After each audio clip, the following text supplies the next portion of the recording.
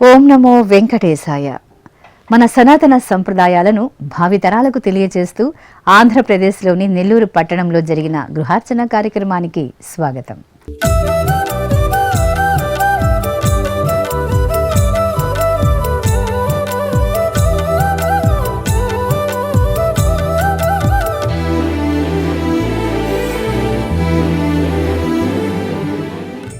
తిరుమల స్వామివారి వైభవాన్ని ప్రతి ఇంటికి తీసుకువెళుతూ తిరుమల శ్రీనివాసమూర్తి యొక్క పూజా విశేషాలను ప్రతి ఒక్కరికి తెలియజేస్తూ ప్రతి ఒక్కరి గృహంలో శ్రీనివాస స్వామిని ఏ విధంగా పూజించుకోవాలో సవివరంగా తెలియజెప్తున్న కార్యక్రమమే గృహార్చన. ఈ వారం గృహార్చనలో భాగంగా నెల్లూరు పట్టణంలో జరిగిన శ్రీ వెంకటేశ్వర స్వామివారి పూజా విధానాన్ని ఇప్పుడు వీక్షిద్దాం.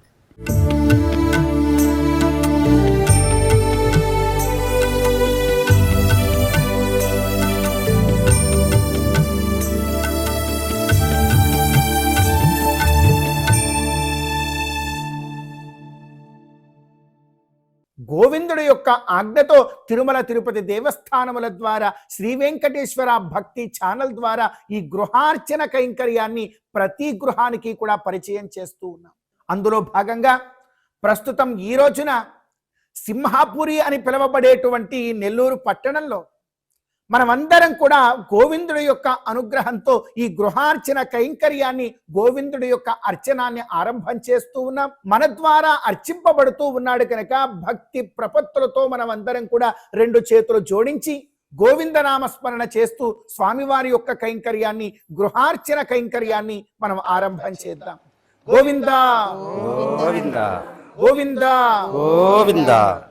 ప్రతిరోజు మనం గృహార్చన చేయాలి అని అంటే కొన్ని అర్హతలు మనం అందరం కూడా పొందాలి. మన ఇంటిని ఆలయంగా మనం మార్చుకోవాలి. గృహార్చన కైంకర్యము యొక్క ప్రధాన ఉద్దేశ్యం ప్రతి ఇల్లు కూడా ఒక ఆలయమే. ఆ ఆలయంలో సేవకుల్లాగా మనం అందరం కూడా మన ఇళ్లలో బ్రతకాలి.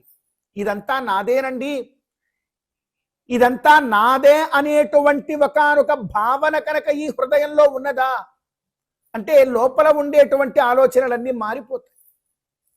ఇదంతా కూడా నాది కాదు, ఇది భగవంతుడిది, ఈ భగవంతుడికి సేవ చేయడానికే నేను ఈ గృహంలో బ్రతుకుతూ ఉన్నాననేటువంటి ఒక గొప్ప భావన గనక మన హృదయంలోకి వచ్చిందా మన జీవితపు నడవడిక కూడా మారిపోతుంది. ఆ నడవడిక ధర్మ మార్గం వైపుకు ఉంటుంది. ఆ నడవడిక మోక్షం వైపుకు తీసుకుని వెడుతుంది. కనుక ఈ గృహమంతా కూడా మనది కాదు, ఇది భగవంతుడిది. నా గృహార్చనలో కొలువైనటువంటి ఆ గోవిందుడిది ఈ ఇళ్ళని మనం భావన చేస్తూ ఆయన ఇంటిలో మనమందరం కూడా కూర్చొని ఇప్పుడు ఆయనకి సేవ చేస్తున్నామనేటువంటి ఒకనొక గొప్ప తాదాత్మ్య భావన మనమందరం కూడా చెందుతూ స్వామికి మనమందరం కూడా ప్రార్థన చేద్దాం. ఓం భగవతో బలేన భగవతో వీర్యేణ భగవతస్తేజస భగవతః కర్మణ భగవతానుగృహీతో భగవతానుధ్యాతో భగవన్ ధ్యాత్వా భగవత్కర్మ కరిష్యామి తద్భగవానమన్యతాం. ఏ ధర్మ కార్యాన్ని మనం ఆరంభిస్తూ ఉన్నాం ముందుగా ఒకసారి భూదేవికి నమస్కారం చేసుకోవడం మనందరి యొక్క గొప్ప సంప్రదాయం. కనుక ఒకసారి రెండు చేతులతో భూదేవిని తాకి మనం నమస్కారం చేద్దాం. పృథ్వీత్వజాధృతా లోకా దేవిత్వం విష్ణునాధృతాం పంచరార్యమాన్ దేవి పవిత్రం గురుచాసనం అశేష జగదాధారమనంతం కూర్మరూపిణం ఆసనస్య విశుద్ధ్యర్థం ఆత్మానంతం భజే హరిం. మనకు భగవంతుడు ఏకాదశ ఇంద్రియములను ఇచ్చాడు ఈ శరీరంతో పాటుగా. ఈ ఏకాదశ ఇంద్రియాలు ఈ శరీరాన్ని నడిపిస్తూ ఉంటాయి. శరీరం రథమేవచ ఇంద్రియాని హయానాహు అంటారు. ఈ ఇంద్రియములన్నీ కూడా హయములు అంటే గుర్రాలు. ఈ శరీరం ఏమిటి అంటే ఒక రథం. ఈ శరీరం అనబడేటువంటి రథాన్ని ఈ ఇంద్రియములు అనేటువంటి గుర్రములు లాగుతూ ఉంటాయి. అయితే ఇక్కడ ఒక విచిత్రమైనటువంటి సంఘటన ఏమిటి అంటే ఒక్కొక్క గుర్రము కూడా ఒక్కొక్క లాంటిది. ఒకటేమో చూసే గుర్రం, ఒకటేమో వాసనలు పీల్చే గుర్రం, ఒకటేమో శబ్దములను వినేటువంటి గుర్రం. ఇవి ఏవి కూడా ఏకతాటి మీద నడిచేటువంటి గుర్రము ఒకటి లేదు. దాంతో ఈ మానవుడి యొక్క పరిస్థితి ఏమైపోతోంది అని అంటే, ఈ ఇంద్రియములన్నీ కూడా ఈ రథాన్ని ఒక్కొక్కటి ఒక్కొక్క విధంగా లాక్కెడతాయి. కళ్ళేమో నేను ఎటు చూశానో ఆ చూసినటువంటిది బాగుంది కనుక అటు వెళ్ళాలి అని శరీరాన్ని అటు తీసుకెళ్ళడానికి ప్రయత్నం చేస్తాయి కళ్ళు. చెవులేమో నేను విన్నటువంటిది ఏదో బాగుంది, ఈ శరీరాన్ని అటు తీసుకెళ్ళాలి అని చెవులు ప్రయత్నం చేస్తాయి. నాసిక ఏమో ఏ వంటగదిలో తిండి పదార్థములు ఎంతో గుమగుమా వాసనలు వస్తే అటు తీసుకెళదామని ప్రయత్నం చేస్తాయి. ఇలా ఒక్కొక్కటి ఒక్కొక్క వైపుకు తీసుకుని పెడితే అసలు ఈ శరీరం ఎటు వెళ్ళాలి? అన్ని గుర్రములు కలిసి ఒకే మార్గంలో నడిస్తే ఈ శరీరం అనే రథం కూడా ఆ మార్గంలో వెడుతుంది. కళ్ళు వాటి మార్గంలో అవి తీసుకెడతాయి, నాసిక వాటి మార్గంలో అవి తీసుకెడతాయి, శ్రోత్రేంద్రియములు వాటి మార్గంలో, వాగింద్రియములు వాటి మార్గంలో, పాదములు హస్తములు ఇవ అన్నీ కలిసి మనల్ని అటు ఇటు కాకుండా ఎటెటో తీసుకెడుతుంది. కానీ ఇలా మనం ఉన్నామని మాత్రం మనకు తెలియదు.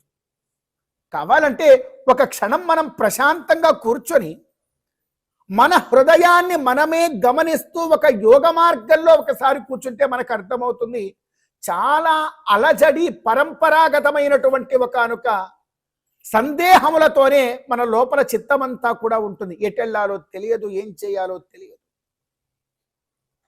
ఇలాంటి పరిస్థితి నుండి మనం బయటపడి సకల ఇంద్రియములను కూడా ఒకే మార్గంలో వెళ్ళేలాగా, ఆ ఒక్క మార్గము యొక్క లక్ష్యము భగవంతుడు తప్ప వేరొకటి లేకుండా ఉండేలాగా మనం మార్చుకోవాలి, మలుచుకోవాలి అంటే భగవత్ కైంకర్యంలో ఒక రెండు కార్యాలు మనకు చెప్పారు. మొదటి కార్యం ఆచమనం, రెండవ కార్యం ప్రాణాయామం. ఈ ఆచమనము ప్రాణాయామము అనేటువంటి కార్యం ద్వారా భగవంతుడు మన జన్మతో పాటుగా మనకిచ్చినటువంటి ఏకాదశ ఇంద్రియములను ఏకమార్గంలో పెట్టేటువంటి ఒకనొక గొప్ప భాగ్యాన్ని, భగవత్ కైంకర్య యోగ్యాన్ని మనమందరం కూడా పొందగలుగుతాం. కనుక ముందుగా ఆచమన ప్రాణాయామాది క్రియలను మనం ఆచరిద్దాం. ఓం కేశవాయ స్వాహ, ఓం నారాయణాయ స్వాహ, ఓం మాధవాయ స్వాహ, ఓం గోవిందాయ నమః. ఓం హస్తో ప్రక్షాళ్య, ఓం కేశవాయ నమః, ఓం నారాయణాయ నమః, ఓం మాధవాయ నమః, ఓం గోవిందాయ నమః.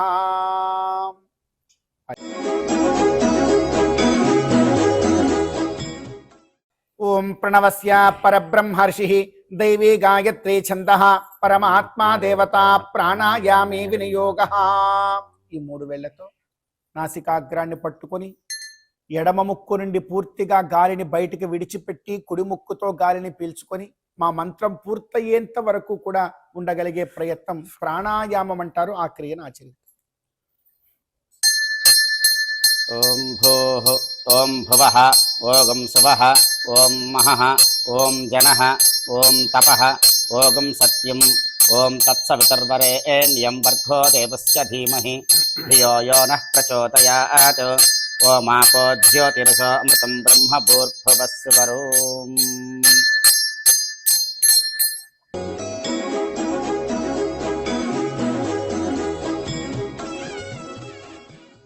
ఓం శ్రీ గోవింద గోవింద గోవింద శ్రీ మహావిష్ణోరాజ్ఞయా ప్రవర్తమానస్య అద్య బ్రహ్మణః ద్వితీయ పరార్థే శ్వేతవరాహకల్పే వైవస్వతమన్వంతరే కలియుగే ప్రథమపాదే జంబూద్వీపే భరతవర్షే భరతఖండే మేరోః దక్షిణ దిగ్భాగే శ్రీ వెంకటాచలస్యోత్తర దిగ్భాగే శ్రీరంగస్యోత్తరదేశే కృష్ణా కావేర్యోర్మధ్యదేశే అస్మిన్ దేశే సింహపురి దివ్యక్షేత్రే యజమానస్య స్వగృహే సమస్త దేవతా బ్రాహ్మణ హరిహర సన్నిధౌ అస్మిన్ దేశే వర్తమాన వ్యావహారిక చాంద్రమాణేన ప్రభవాది షష్ఠి సంవత్సరాణాం మధ్యే అద్య పూర్వోక్త ఏవం గుణ విశేషణ విశిష్టాయామస్యాం శుభతిథౌ అస్య దేవదేవస్య శ్రీమదఖిలాండ కోటి బ్రహ్మాండ నాయకస్య అఖిల హేయ ప్రత్యనీక కళ్యాణ గుణాకరస్య అవాప్త సమస్త కామస్య నిఖిల జగదుద్భవ స్థితి సంహార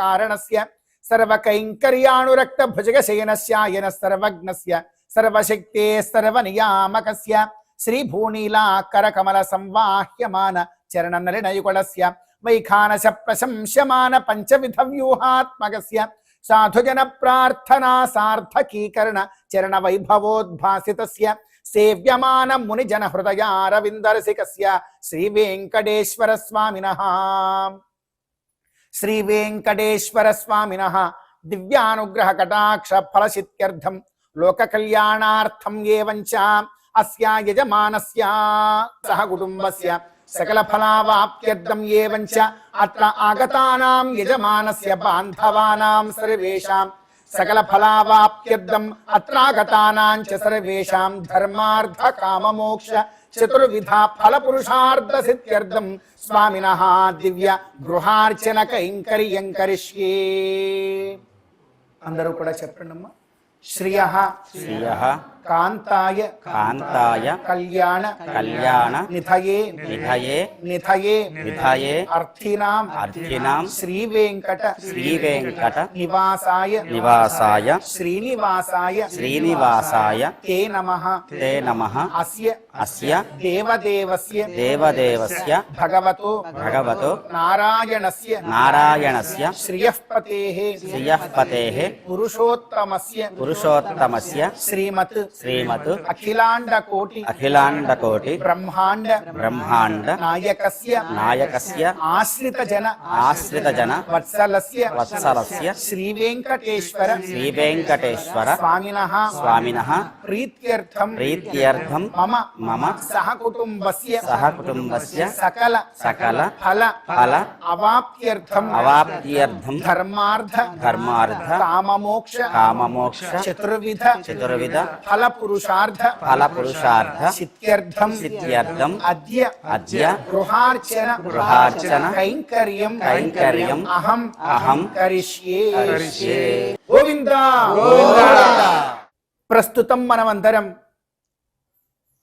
స్వామివారి యొక్క గృహార్చన కైంకర్యాన్ని ఆరంభం చేస్తూ సంకల్పము అనేటువంటి కార్యాన్ని మనం ఆచరించాం. సంకల్పం అనేటువంటిది చాలా ప్రధానం. జీవితంలో ఏదో ఒక సంకల్పం అనేటువంటిది లేకుండా మనం కనుక జీవనాన్ని గడపడం ఆరంభం చేస్తే జీవితపు సకల క్షణాలన్నీ కూడా వ్యర్థంగా గడిచిపోతాయి. అందుకే ఎప్పటికప్పుడు సంకల్పంతోనే మనం ప్రతిరోజు ప్రతి కార్యాన్ని కూడా ముందుకు తీసుకుని వెళ్ళాలి. ఎందుకు ఆ మాట అంటున్నారు పెద్దలు అంటే, ప్రతి కార్యం మనం ఏం చేస్తున్నా కూడా ఎందుకు చేస్తున్నాం, ఎలా చేస్తున్నాం, అలా చేయడానికి కలిగినటువంటి కారణాలు ఏమిటి, ఇలా చేసినందువల్ల వచ్చేటువంటి ఫలం ఏమిటి, చేయకపోతే వచ్చేటువంటి నష్టం ఏమిటి, ఏ చిన్న కార్యం చేస్తున్నా కూడా ఈ ప్రశ్నలు వేసుకొని మనం ముందుకు సాగాలి. ప్రతి పనికి కూడా అదే పని. ఆ కార్యం చెయ్యకుండా కనుక మనం ఏదైనా ఒక కార్యం ఆరంభం చేసేస్తే ఖచ్చితముగా ఆ కార్యము తాలూకు ఫలాలు అవి మంచివైనా కావచ్చు, చెడువైనా కావచ్చు, మనం తప్పక అనుభవించవలసి ఉంటుంది జీవితంలో. కనుక చాలా జాగరూకతతో కర్మములను ఆచరించాలి అంటారు పెద్దలంటారండి. ఈ సంసారంలో మనమందరం కూడా ఏకాగ్ర చిత్తంతో భగవన్నామ స్మరణతోనే ముందుకు వెళ్ళేటువంటి ప్రయత్నం చేయాలి. ఈ సంసార సాగరంలో ప్రతి కార్యానికి కూడా ఎన్నో రకాలైనటువంటి ఆటంకాలు ఎదురవుతూ ఉంటాయి.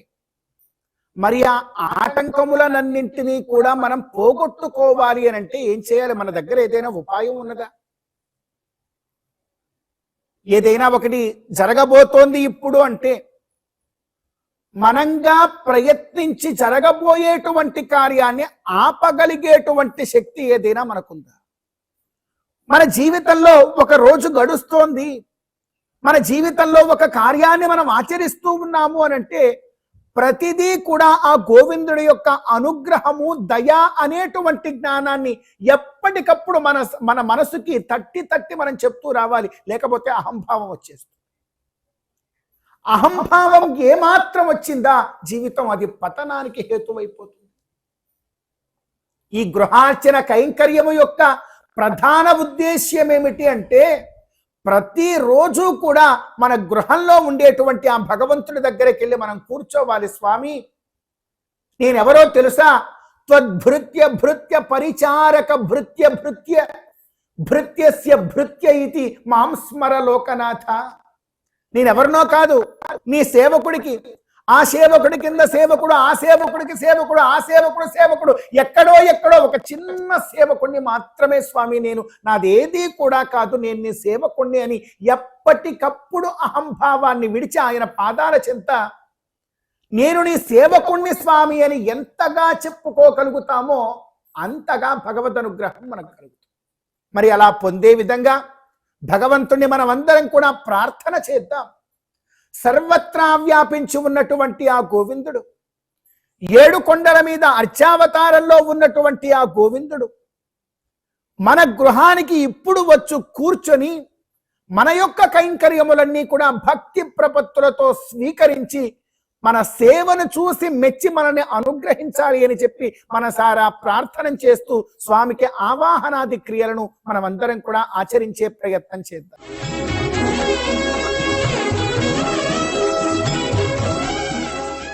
మీరందరూ కూడా భక్తి ప్రపత్తులతో పలుకుతూ ప్రతి ఉపచారాన్ని కూడా భగవంతుడికి సమర్పించే ప్రయత్నాన్ని మనం ఆచరిద్దాం. అందరూ కూడా చెప్పాలి. ఓం గోవిందాయ నమః. గోవిందాయ నమః. పాద్యం సమర్పయామి. పాద్యం సమర్పయామి. ఓం ఆమావాజస్య ప్రసవో జగమ్యాదాద్యావా పృథివీ విశ్వశంభు ఆమాగంతాం పితరా మాతరా చ మా సోమో అమృతత్వాయ గమ్యాత్. ఓం గోవిందాయ నమః. ఓం గోవిందాయ నమః. అర్ఘ్యం సమర్పయామి. అర్ఘ్యం సమర్పయామి. ఓం శన్నో దేవీరభిష్టయ ఆపో భవంతు పీతయే. సంయోరభిస్రవంతు నః.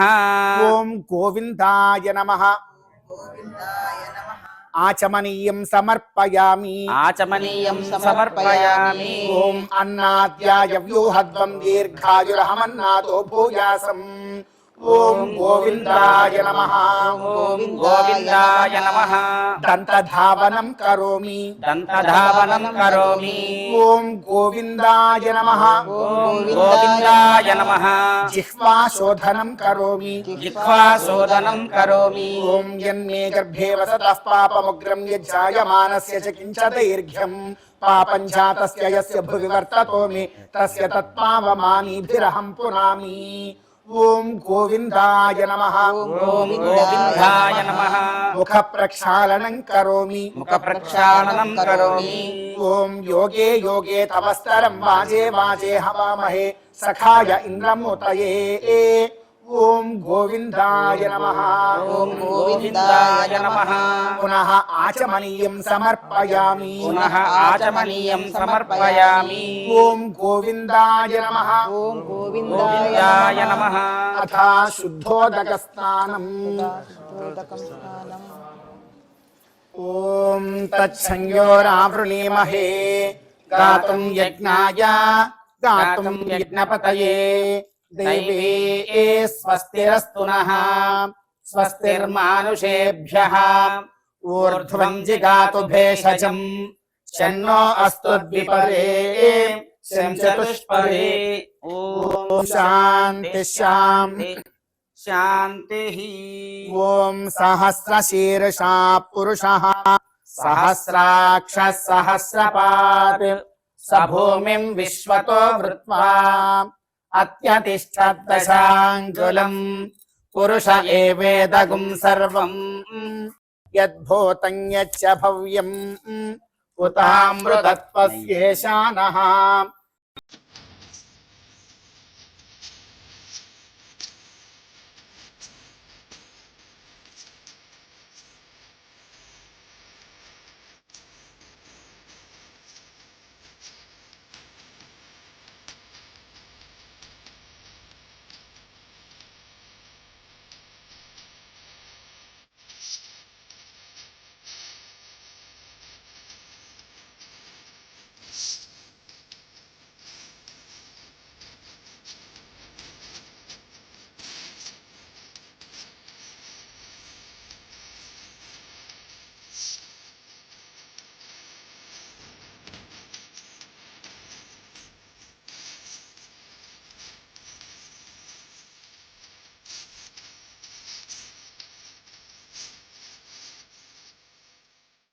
స్వామినః నీరాజనం దర్శయామి సర్వోపచారాన్ సమర్పయామి. గోవింద గోవింద గోవింద గోవింద ఏడుకొండలవాడ వెంకటరమణ గోవింద గోవింద.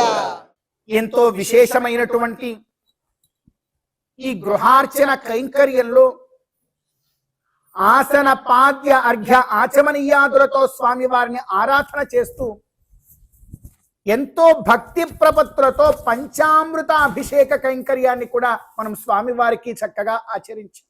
తిరుమల దివ్య క్షేత్రంలో ప్రతి శుక్రవారము కూడా స్వామివారికి ఎంతో చక్కగా అభిషేక కైంకర్యం జరుగుతుంది.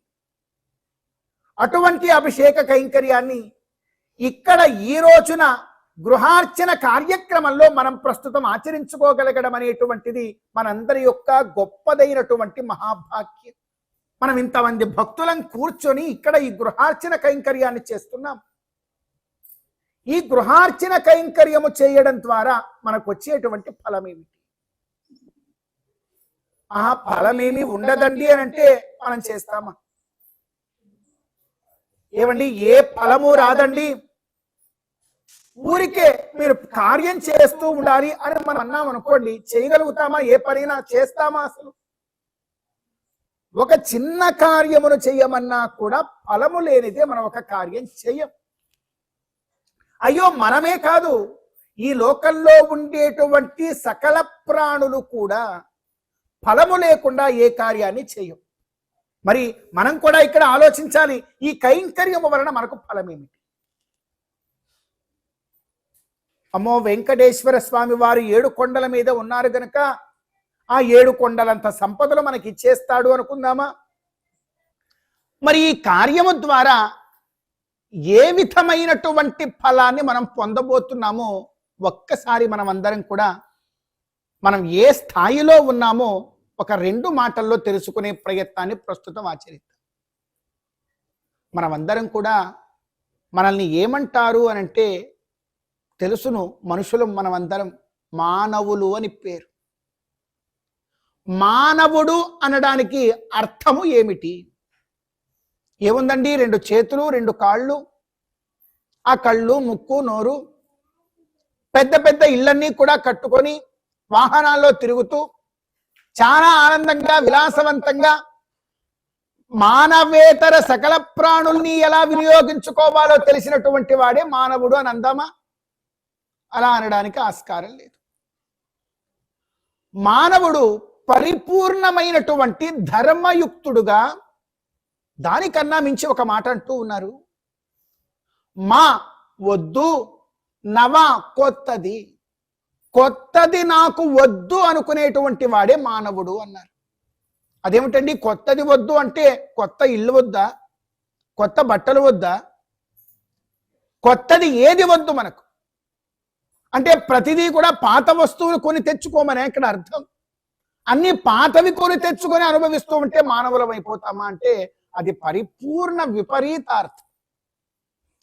కొత్తది నాకు వద్దు అనేటువంటి మానవుడు మా వద్దు నవ అంటే కొత్తది, కొత్తది వద్దు అనుకునేవాడు. ఏది కొత్తది వద్దు అని అంటే కొత్త జన్మ వద్దు. ఈ జన్మమే నాకు చివరి జన్మము కావాలి, ఈ జన్మ అనంతరము నేను ముక్తుడనవ్వాలి, నిత్యుడనవ్వాలి, కనుక నాకు ఈ జన్మమే చివరిదవ్వాలి అని ఎవరైతే కోరుకుంటారో అతన్నే మానవుడు అని అంటారు అని శాస్త్రం చెప్పింది. ఇలా చెప్తూ ఈ మానవుడి యొక్క స్థితిగతులు ఎలా ఉంటాయో ఒకసారి వర్ణన చేసింది. జీవస్త్రివిధ అని వేదాంతం చెప్పింది. బాగా మనం అందరం కూడా గుర్తెరగాలమ్మా ఈ విషయాన్ని. మనం ఎక్కడ ఉన్నామో బాగా అర్థం చేసుకోవాలి. అందుకే ఈ జీవుడి యొక్క విచారాన్ని మనం కొంత తెలుసుకునే ప్రయత్నం చేద్దాం. ఆత్మజ్ఞానము అంటారు పెద్దలు. ఈ జీవులు ఎన్ని రకాలు అంటే 3 రకాలట. ఒక ఆయన బద్ధుడు, కొందరు ముక్తులు, కొందరు నిత్యులు. ఈ బద్ధులు అంటే ఎవరంటే మనం అందరం బద్ధులమే. సంసారంలో ఎవరైతే ఉన్నారో వారందరూ కూడా బద్ధులే. ఈ సంసారము నుండి బయటపడి ఈ సంసార చట్రము నుండి బయటపడి వైకుంఠానికి వెళ్ళగలిగే భాగ్యాన్ని పొందిన వాళ్ళు ముక్తులు. మరొక మూడవ తరం వారు ఉన్నారు. వారెవరు అని అంటే మూడవ రకం వారు, వారు నిత్యులు. వారు ఎప్పుడు వైకుంఠంలోనే ఉంటారు. వారు ఎప్పుడు ఈ సంసారంలోకి రాల. సంసార స్పర్శ కొంచెము కూడా లేకుండా అనంత గరుడ విశ్వక్సేనాదులందరూ కూడా నిత్యులు. మనము ఈ సంసారం నుంచి బయటపడితే ముక్తులమవుతాం, ఇక్కడే ఉంటే బద్ధులమవుతాం. మరి ఈ బద్ధులు మళ్ళా ఎన్ని రకాలు అంటే చాలా గొప్పగా మనకు శాస్త్రం అంతా కూడా చెబుతూ వస్తుంది. ఈ బద్ధులు 2 రకాలట. బాగా అర్థం చేసుకోండి. మనం ఇందులో ఎక్కడున్నామో మనమే చూసుకోవాలి, అర్థంలో చూసుకోవాలి మనల్ని. ఈ బద్ధులు 2 రకాలు. అర్థకామపరాహ, ధర్మపరాహ అని 2 రకాలు. కొంతమంది ఈ సంసారంలో ఎలా ఉంటారంటే మాకు అర్థకామములే ప్రధానము అనుకునేవారు. అంటే డబ్బును సంపాదించడం, ఎంతో ఆనందంగా కోరికలను తీర్చుకోవడం, ఈ 2 ప్రధానము అనుకునేటువంటి వారు కొందరు. ఈ 2 కాదు, మేము ధర్మంలోనే ఉంటాము అనేటువంటి వారు కొందరు. ఇలా 2 రకాలుగా ఉన్నారట. మనం ఇప్పుడు ఈ రెండిట్లో ఎక్కడున్నామో చూసుకోవాలి. మనం అర్థకామ పరుల్లో ఉన్నామా, లేకపోతే ధర్మ పరుల్లో ఉన్నామా?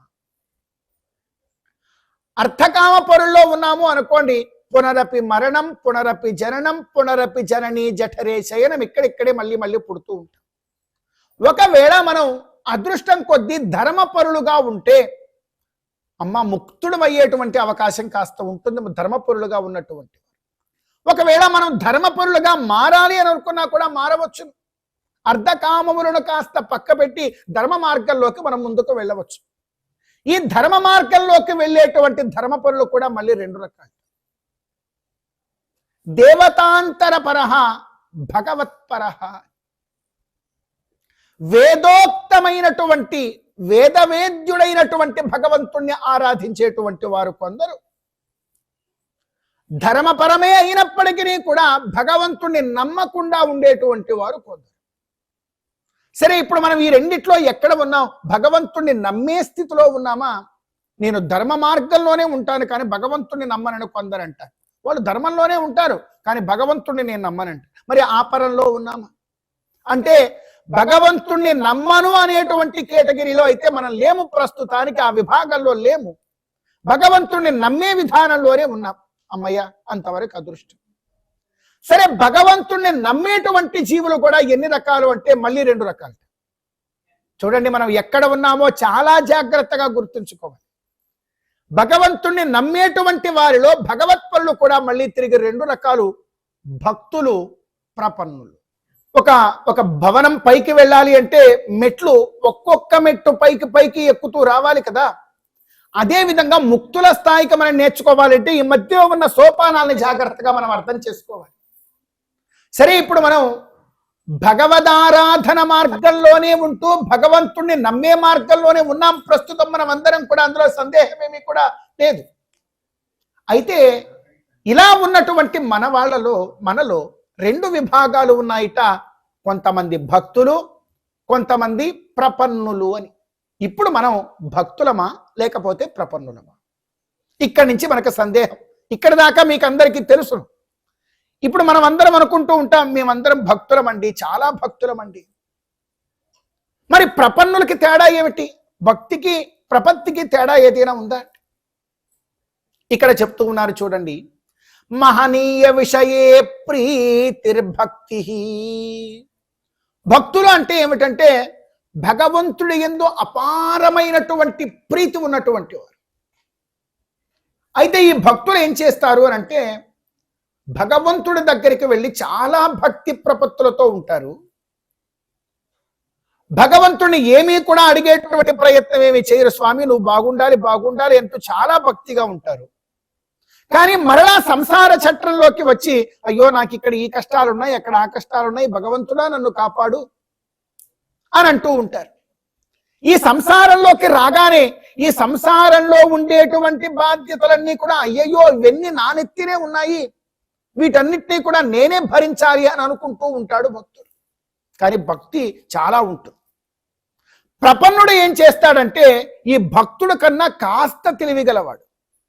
ఈ ప్రపన్నుడు ఏం చేస్తాడు అని అంటే తన భారములన్నీ కూడా, ఏమిటి ఈ భారము నాకు, నన్ను మోస్తున్నటువంటి వాడే భగవంతుడు, నన్ను పుట్టించినటువంటి వాడే భగవంతుడు, నాకన్నీ చూస్తున్నటువంటి వాడే భగవంతుడు, అన్నీ ఆయన చూసేటప్పుడు నాకు ఈ భారం ఆయన చూడ్డా అని చెప్పి అన్నీ తీసుకెళ్లి ఆయన పాదాల దగ్గరే పెట్టి ప్రశాంతంగా ఉంటాడు.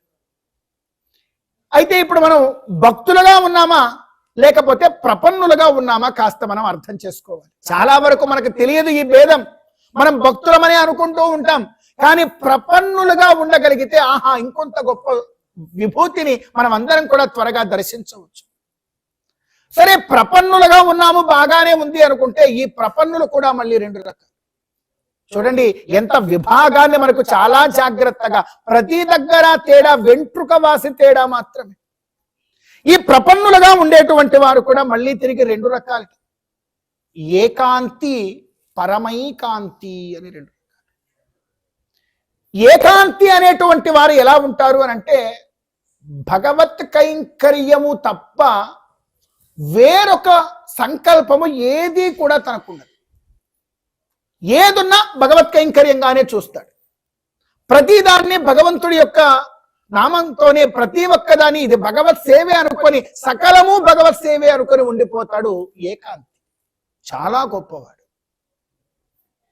మన తిరుమల తిరుపతి దేవస్థానములలో భగవంతుడి యొక్క సేవనం చేసేటప్పుడు అభిషేకము ఇత్యాదులన్నీ కూడా ఆచరిస్తున్నప్పుడు ఒక స్వామి వచ్చి ప్రధాన ఆచార్యులకు అన్ని అందిస్తూ ఉంటాడు. అక్కడ ఏకాంగి ఏకాంగి అంటారు, అది ఏకాంతి అని పదం. ఆయనకి ఉద్దేశం ఏమిటంటే చక్కగా భగవంతుడికి అన్ని సమకూర్చడం తప్ప ఇంకొక కార్యాన్ని పెట్టుకోడు. ఈయన ఏమంటారంటే ఏకాంతి అని అంటారు. ఇంకొకరు ఉన్నారు, ఆయన కన్నా కాస్త విభిన్నమైనటువంటి వ్యక్తి. ఆయన పేరు ఏమిటి అంటే పరమైకాంతి, ఇంకొంచెం గొప్పవాడు. మరి మనం ఏకాంతులుగా ఉన్నామా లేకపోతే పరమైకాంతులుగా ఉన్నామా అంటే మనం బాగా ఆలోచించుకోవాలి. ప్రతిదీ భగవంతుడి యొక్క కార్యాల్లోనే ఉంటున్నామా అంటే లేదు కదా.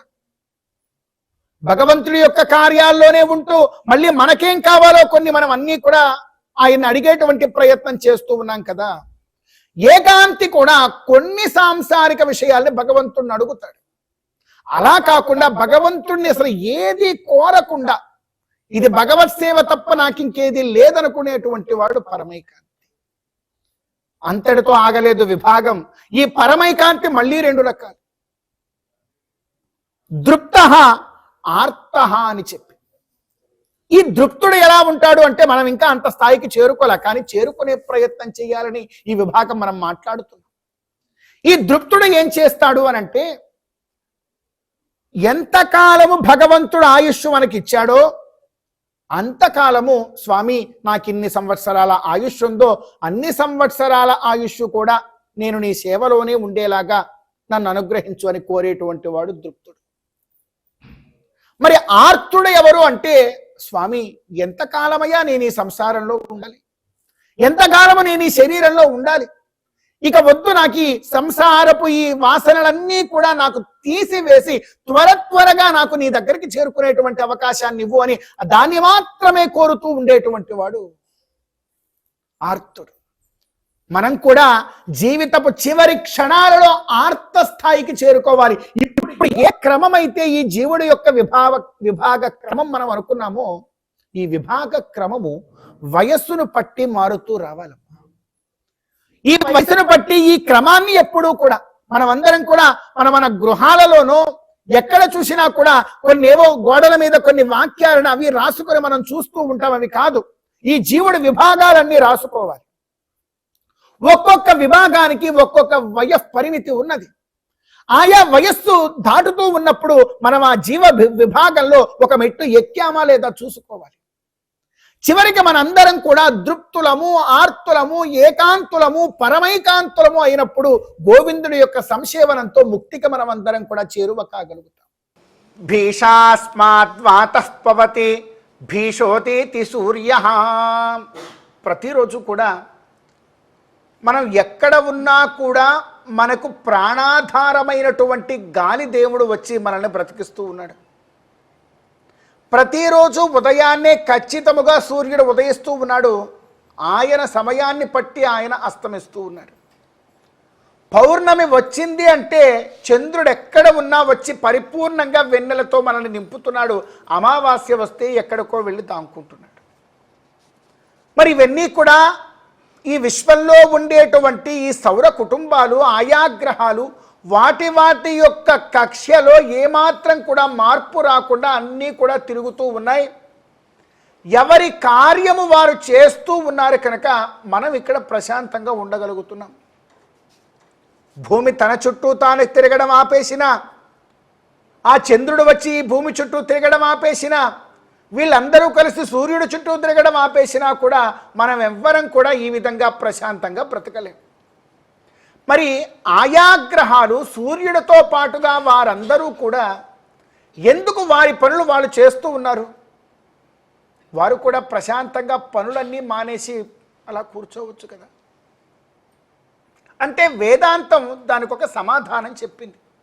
భీషాస్మాద్వాతః పవతే భీషోదేతి సూర్య.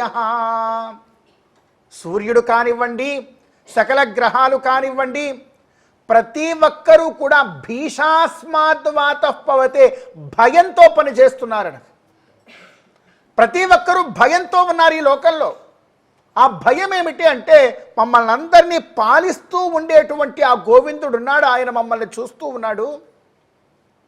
ఆయన ఉన్నాడు కనుక అమ్మో ఆయన కోప్పడతాడు, లేకపోతే ఆయన ఆగ్రహిస్తాడు, లేకపోతే ఆయన బాధపడతాడు, ఏదైనా కావచ్చు కాక.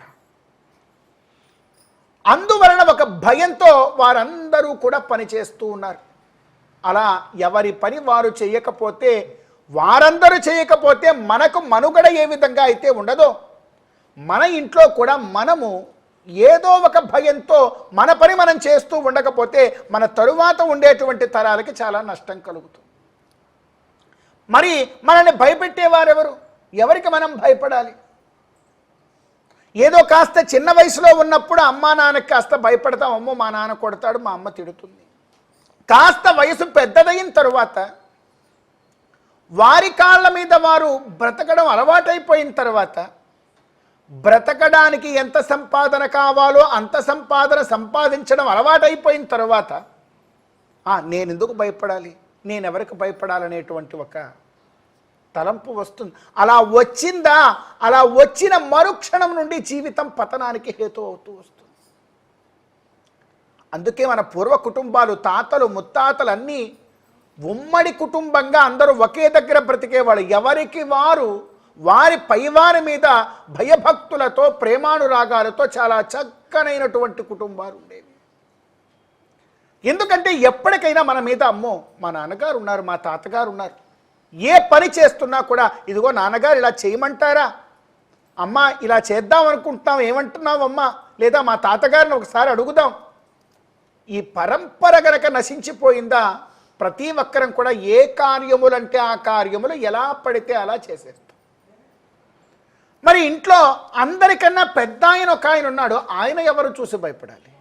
మీరు తండ్రి అనుకుంటే తండ్రిగా, మీరు తాతగారు అనుకుంటే తాతగారిగా, మీరు తల్లి అనుకుంటే తల్లిగా, నాన్నమ్మ అనుకుంటే నానమ్మగా, అమ్మమ్మ అనుకుంటే అమ్మమ్మగా, మీ తోబుట్టువుగా ఎలా కావాలంటే అలా ఉండేటువంటి వాడు ఎప్పటికప్పుడు మిమ్మల్ని అందరినీ కూడా ఒక ధర్మ మార్గంలో పెట్టేటువంటి వాడు మన గృహంలోనే బంధువుగా వచ్చి ఉండేటువంటి మహా గొప్పదైనటువంటి రూపం ఏమిటి అంటే ఇదిగో ఈ గృహార్చాబేర రూపం. మీరు తాతగా అనుకుని వెడితే మనవడా ఈ పని చేయమని సలహా ఇస్తాడు. మీరు తండ్రి అనుకుంటే నాయన ఇలా ఉండమని మంచి మాటలన్నీ కూడా చెప్తాడు. నీవు తల్లి అనుకుంటే నీ బాధలన్నింటినీ కూడా వింటాడు, చాలా ప్రశాంతంగా ఉండమని ధైర్యం చెప్తాడు. అలా ఉండగలిగేటువంటిది ఎవరు? మనతోనే ఎప్పుడు ఉండేటువంటిది ఎవరు అంటే మన గృహార్చాభేరం. ఈ గృహార్చాభేరం ఏదైతే ఉన్నదో అది చాలా విశేషము. ఆప్త బంధువు, బాంధవో భక్తవత్సల అని చెప్పి వర్ణన చేస్తారు. ఈ భక్తవత్సలత్వమైనటువంటి రూపం మన బంధువండి, సామాన్య బంధువు కాదు, మన ఆత్మ బంధువండి అంటున్నారు. అటువంటి ఆత్మబంధువైనటువంటి ఆ గోవిందుడికి ఇప్పటి వరకు కూడా మనం కైంకర్యం చేశాం. మరి ఇప్పుడు విశేష నామాలతో గోవిందుడిని మనం అందరం కూడా ఆరాధన చేసుకొని తదుపరి స్వామివారికి మహా హవిర్నివేదనాదులన్నీ కూడా సమర్పించేటువంటి కార్యాన్ని ఒక గోవింద నామస్మరణతో మనం ఆచరిద్దాం. గోవింద ఓం విష్ణవే నమః. ఓం మహావిష్ణవే నమః. ఓం సదా విష్ణవే నమః. ఓం వ్యాపినారాయణాయ నమః. ఓం పురుషాయ నమః. ఓం సత్యాయ నమః. ఓం అచ్యుతాయ నమః. ఓం అనిరుద్ధాయ నమః. ఓం కపిలాయ నమః. ఓం యజ్ఞాయ నమః. ఓం నారాయణాయ నమః. ఓం పుణ్యాయ నమః. ఓం శ్రీ వెంకటేశ్వర స్వామినే నమః.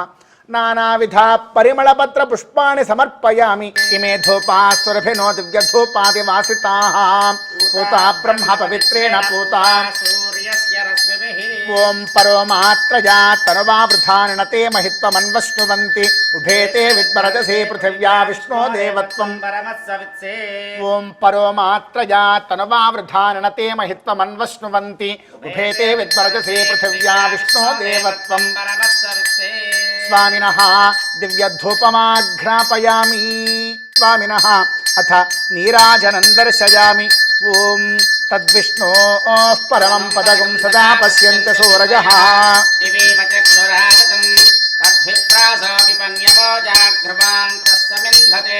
విష్ణోర్యత్పరమం పదం కళ్యాణాద్భుతగాత్రాయ కామితార్థప్రదాయిని శ్రీమద్వేంకటనాథాయ శ్రీనివాసాయ మంగళం. ఓం నర్య ప్రజాం మే గోపాయ అమృతత్వాయ జీవసే జాతాంజనిష్యమాణాంచ అమృతే సత్యే ప్రతిష్ఠితాం అథర్వపితుం మే గోపాయ రసమన్నమిహాయుషే అదబ్దాయోషీతతను అవిషన్నః పితుం కృణు షడ్గుస్య పశూన్మే గోపాయ ద్విపాదో ఏ చతుష్పదః అష్టాశఫాశ్చయ ఇహాగ్నే ఏ చైకశఫా ఆశుగాః శ్రియః కాంతాయ కళ్యాణ నిధయే నిధయేర్థినాం శ్రీ వెంకట నివాసాయ కళ్యాణాద్భుతగాత్రాయ కామితార్థప్రదాయిని శ్రీమద్వేంకటనాథాయ శ్రీనివాసాయ మంగళం. స్వామినః నీరాజనం దర్శయామి. శ్రీ వెంకటేశ్వర స్వామినః సర్వోపచారాన్ సమర్పయామి. గోవింద. ఇంత కార్యమంతా చేస్తే, ఇంత భక్తి ప్రపత్తులతో ఉంటే భగవంతుడు మనల్ని రక్షించడానికి ఏదైనా ఆపత్కాలంలో వస్తాడా రాడా? ఆపత్కాలంలో భగవంతుడు మనల్ని రక్షించడానికి వస్తాడు అనేటువంటి నమ్మకం ఉంటే ఏమైనా చేస్తాం. ఒకవేళ భగవంతుడు రాడేమో, రాడు అనేటువంటి తలంపు ఏమాత్రం మనసులో ఉన్నా కూడా భక్తి అకుంఠితంగా ఉండదు, కుంఠితమైపోతుంది. అప్పుడు కార్యం మనకేమీ ఫలించదు. చిత్తశుద్ధి లేకుండా ఎంత కార్యం చేసినా కూడా అది బూడిదలో పోసినటువంటి పన్నీరే అవుతుంది. మరి చిత్తశుద్ధి ఎప్పుడు వస్తుంది అంటే మనకి రక్షకుడు అనేటువంటి నమ్మకం కలిగాక వస్తుంది. అయితే ఈ గోవిందుడు మనకు మరి రక్షకుడుగా ఉన్నాడా లేడా అనడానికి మనకేదైనా ఉదాహరణ ఏదైనా ఉన్నదా? మనం ఎంత గొప్పదైనటువంటి ఆత్మస్థైర్యంతో గోవిందుణ్ణి మనకు నమ్మకంగా, మన ఏలికగా, మన ప్రభువుగా మనం అనుకోవచ్చు అంటే దీనికి ఒకే ఒక్క ఉదాహరణ పెద్దలు చెప్తారు. వాత్సల్యాదభయ ప్రదాన సమయాత్ ఆర్తార్తి నిర్వాపణాత్ ఔదార్యాదఘశోషణాదగణిత శ్రేయః పదం ప్రాపణాత్ సేవ్యః శ్రీపతిరేక ఏవ జగతామేతే హి షట్సాక్షిణః ప్రహ్లాదస్య విభీషణస్య కరిరాట్ పాంచాల్యహల్యా ధ్రువః. ప్రహ్లాదస్య విభీషణస్య కరిరాట్ పాంచాలి అహల్య ధ్రువః. వీళ్ళని అడిగితే తెలుస్తుందయ్యా ఆయన రక్షకుడుగా మనకున్నాడా లేడా, వస్తాడా రాడా అనేటువంటి విషయాన్ని అన్నారు. వాళ్ళ దగ్గరికి వెళ్ళి అడుగుతామా? ఇప్పుడు వాళ్ళు ఎవరూ లేరే, వాళ్ళు ఎక్కడ ఉన్నారో మనకు తెలియదే. కనీసం వాళ్ళ దగ్గరికి వెళ్ళి అడగలేకపోయినా కూడా వారి జీవిత చరితములలో భగవంతుడు ఎలా వాళ్ళని రక్షించాడో అదన్నా మనం కాస్త తెలుసుకునే ప్రయత్నం చేయాలి. ప్రహ్లాదుని ఎలా రక్షించాడో మనందరికీ కూడా తెలుసు, విభీషణుని ఎలా రక్షించాడో మనందరికీ కూడా తెలుసు. మీరే కనుక రాముడి యొక్క స్థానంలో ఉంటే సీతా అమ్మవారిని తీసుకుని వెళ్ళిపోయినటువంటి రాక్షసుడి యొక్క సొంత తమ్ముడు మీ ఎదురుగా వచ్చి నిలబడితే మనం మానవులం కదా, అబ్బా ఇదిగో మనకు శత్రువైనటువంటి వాడి యొక్క రక్త సంబంధం ఎదురుగా వచ్చిందని అమాంతం మీద పడి వాడిని ఏదో ఒకటి చేసేదాకా నిద్రపో. కానీ రాముడు అలా కాదు, శరణాగతుడై వచ్చాడని చెప్పి శత్రువునైనా కూడా రక్షించగలిగాడు, అతనికి అండగా నిలబడ్డాడు, చివరికి రాజ్యాన్నంతటిని అతనికి విప్పించాడు. అందుకని ఆయన మనం నమ్మాలి. ఏనుగుల రాజు ఏం చేశాడంటే చాలా గర్వంతో వెళ్ళాడు. తన భార్యలు, తన యొక్క సంతానం, తన యొక్క పరివారం అందరితో కూడి అడవిలో అడుగు తీసి అడుగు వేస్తుంటే సింహాల గుంపులు, పులుల గుంపులు కూడా ఆయన చూసి భయపడి పారిపోయాయిట. అంత గంభీరంగా ఉన్నాడు మహానుభావుడు. ఆ కరిరాజు ఒక కొలను దగ్గరికి చేరుకొని దాహం తీర్చుకుందామని చెప్పి అక్కడికి చేరుకున్నాడు. ఈ విశ్వంలో ఏ ప్రాణికి లేనటువంటి ఒక సౌలభ్యం ఏనుక్కుంది. తన తొండాన్ని తను ఒడ్డు మీదే ఉండి తొండాన్ని లోపలికి పెట్టి జాగ్రత్తగా నీళ్లు తాగేసి తన పాటికి తాను వెళ్ళిపోవచ్చు. అలా వెళ్ళుంటే మనం ఇన్ని రోజులు ఆయన గురించి మాట్లాడే వాళ్ళం కాదేమో. ఆయన ఏం చేశాడంటే అమాంతం వెళ్ళి కొరడులో దూకాడు. దూకిన వాడు గమ్మగానే ఉండవచ్చును కదా, తన కార్యం తను పూర్తి చేసుకుని రావచ్చును కదా. కాదు, అక్కడ ఉన్న తామర తూడులన్నీ కూడా వేళ్లతో సహా పెకలించి ఒడ్డున ఉన్న తన భార్యల మీదకు విసిరేసి, చూశావా నేను కాంతి ఇంత చేస్తున్నానని అహంభావానికి పోయి దర్పాన్ని ప్రదర్శించాడు. మనం కూడా అంతే. సంసారంలో మన ధర్మాన్ని మనం పాటిస్తూ ఉన్నంతకాలం బాగానే ఉంటాం. అహంభావానికి పోయి దర్పాన్ని ఎప్పుడైతే మనం ప్రదర్శించే ప్రయత్నం చేస్తామో అప్పుడే అసలు ఆటంకాలన్నీ ఎదురవుతాయి జీవితంలో. ఎక్కడో దాగి ఉన్నటువంటి ముసలికి కోపం వచ్చింది, వచ్చి ఈ ఏనుగుడి యొక్క కాళ్ళు పెట్టుకుంటుంది. ప్రశాంతంగా నీ పని నువ్వు చూసుకుపోకుండా మొత్తం అంతా గందరగోళం చేస్తావా అని పట్టుకుంది. మనం కూడా అంతే. ఈ సంసారంలో జాగ్రత్తగా ఉన్నామా, భగవంతుడు ఎంత మనకిచ్చాడో అంతలో ప్రశాంతంగా ఉన్నామా అంటే ఏ కష్టాలు దరికి రావు. ఎప్పుడైతే మనము లేనిపోనివన్నీ ప్రదర్శించే ప్రయత్నం చేస్తామో ఇప్పుడు మాయా అనే మొసలు వచ్చి మనల్ని కూడా పట్టుకుంటే మరి ఈ గజేంద్రుడు ఏం చేశాడు, ఇంత బలవంతుడనైనటువంటి నన్ను అనవసరంగా వచ్చి ఈ మొసలి పట్టుకుంది, ఈ మొసలికి ఇప్పుడు నేనేంటో చూపిస్తా, ఒడ్డున ఉన్న నా వారికి కూడా నా శక్తి సామర్థ్యాలు ఏమిటో ప్రదర్శిస్తా అని చెప్పి యుద్ధం మొదలుపెట్టాడు. కరిదికుచు మకరి సరసికి కరిదరికి మకరిదికుచు కరి కరి భెరయున్ కరి మకరికి మకరికి గరి అంట ఇలా గొప్పదైనటువంటి పోరాటం చేస్తూ వచ్చారు. కాసేపు ఏనుగు ఆ మొసలిని ఒడ్డుకి లాగేస్తుందట. అందరూ చప్పట్లు కొడుతున్నారు ఒడ్డున. కాసేపటికి మొసలి ఈ ఏనుగును లోపలికి లాక్కిని పోతోంది. బయట వాళ్ళందరూ చూస్తూ ఉన్నారు నిశ్చేష్టులై. గంటలు గడిచాయి, పూటలు గడిచాయి, రోజులు గడిచాయి, వారాలు గడిచాయి, నెలలు గడిచాయి. ఒక్కొక్కరు ఒడ్డున ఉన్న వాళ్ళందరూ సర్దుకున్నారు. ఇంకా మనవాడు ఆ మొసలి చేతిలో చిక్కుకున్నాడు, మనం వెళ్ళి ఎలాగూ కాపాడలేము కనుక అందరూ భార్యలు, పిల్లలు, వచ్చిన మిత్రులు అందరూ సర్దుకున్నారు.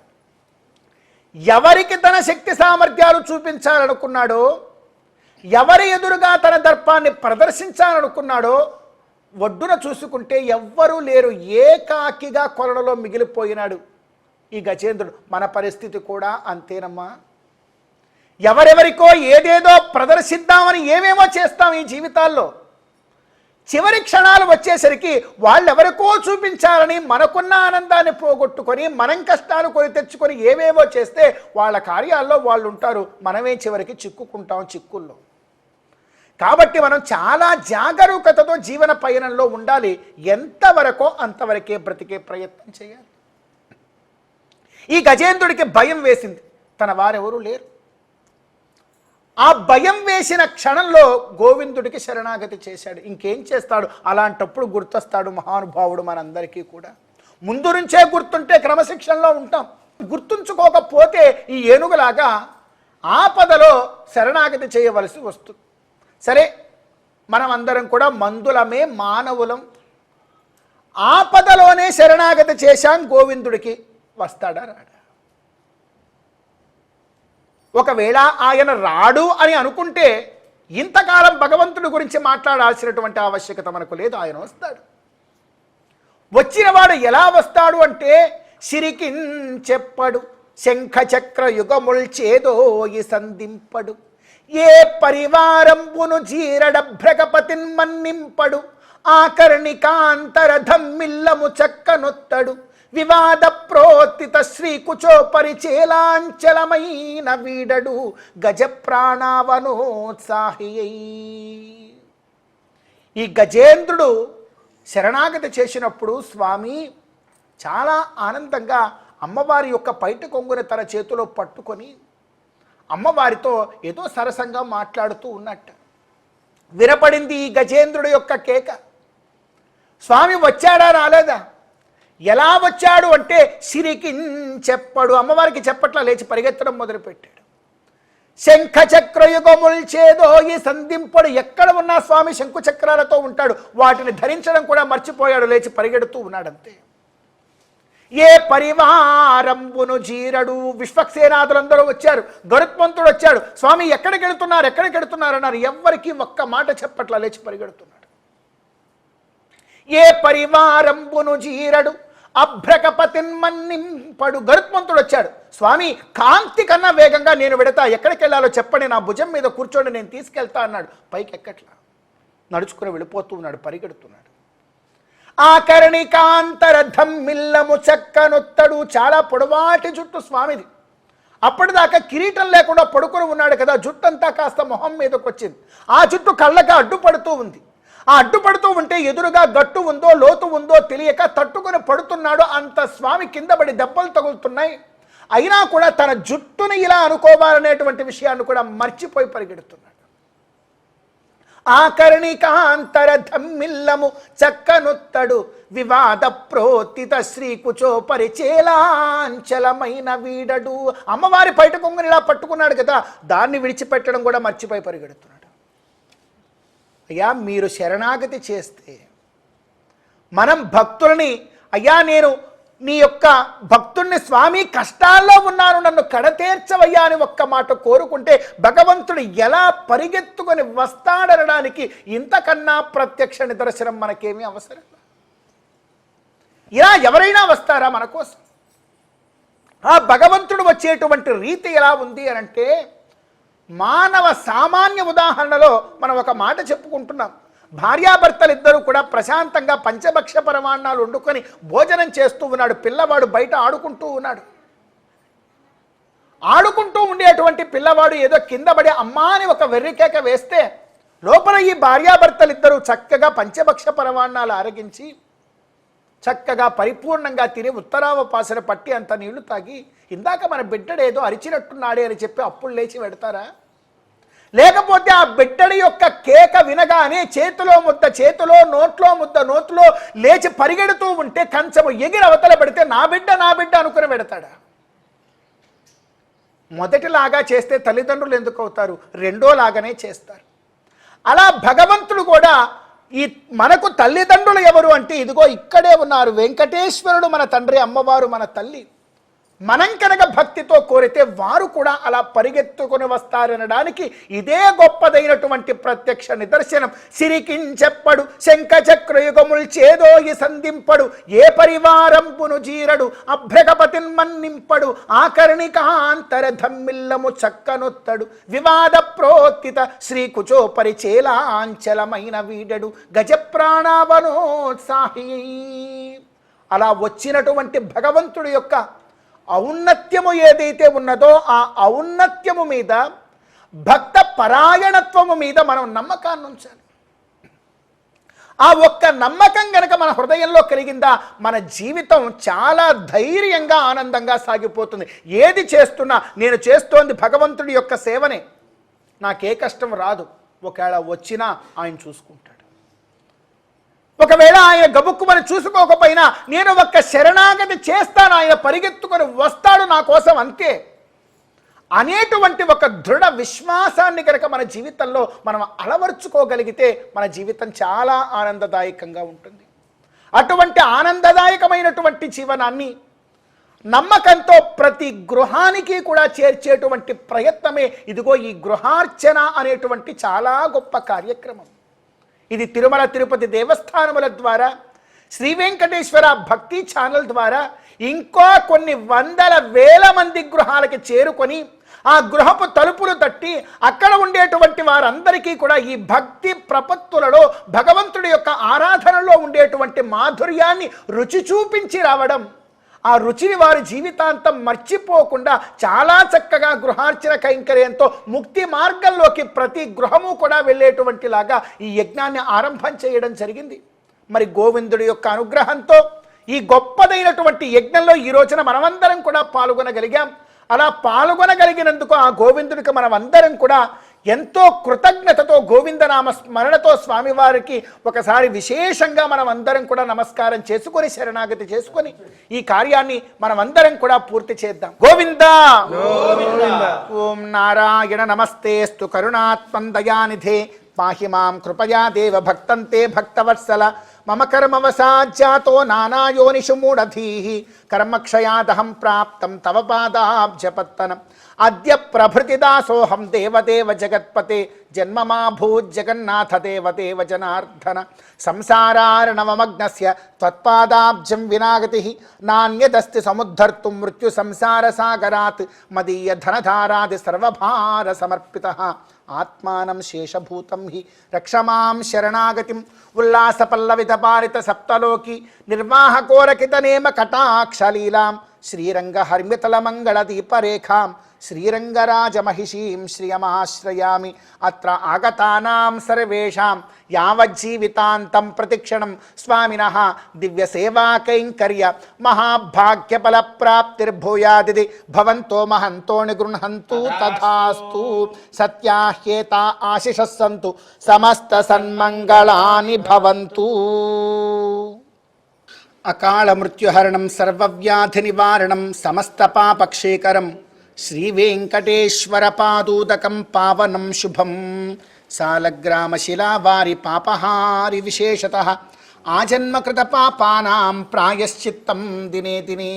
ఓం నవో నవో భవతి జాయమానోన్హాంకే తృషసామేత్యగ్రే భాగం దేవేభ్యో వితధాత్యాయన్ చంద్రమా స్థిరతి దీర్ఘమాయుః శతమానం భవతి శతాయుః పురుషస్యతేంద్రియ ఆయుష్యేవేంద్రియే ప్రతిష్ఠతి.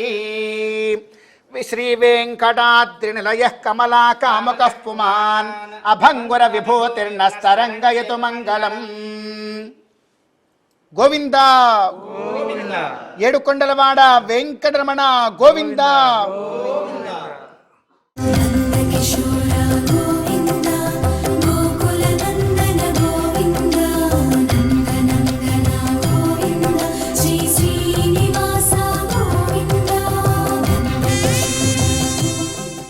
చూశారు కదా, నెల్లూరు పట్టణంలో జరిగిన పూజా విధానాన్ని మరొక వారం మరొక గృహార్చన కార్యక్రమంలో మరలా కలుసుకుందాం.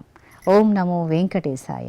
గోవింద గోవింద గోవింద గోవింద గోవింద గోవింద గోవింద గోవింద గోవింద గోవింద గోవింద.